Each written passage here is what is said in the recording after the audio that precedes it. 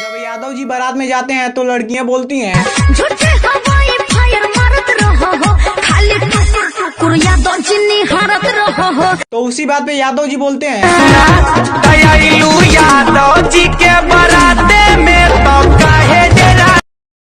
भाई तू कौन सी स्कूल में पढ़ा हुआ है? मैं सरकारी में पढ़ा होया, मेरा मजनू नाम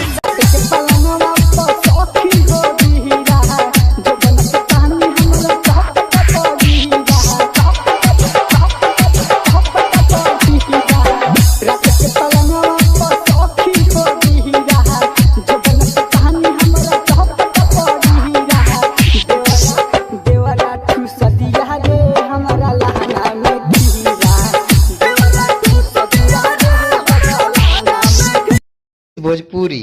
ठीक है, तीनों भाषा में हम क्वेश्चन पूछते हैं तुमसे। ठीक है, पूछिए। Who are you? I am a boy. तुम कौन हो? मैं एक लड़का हूँ। अच्छा, तू के हवे? तोर बहिन के भता।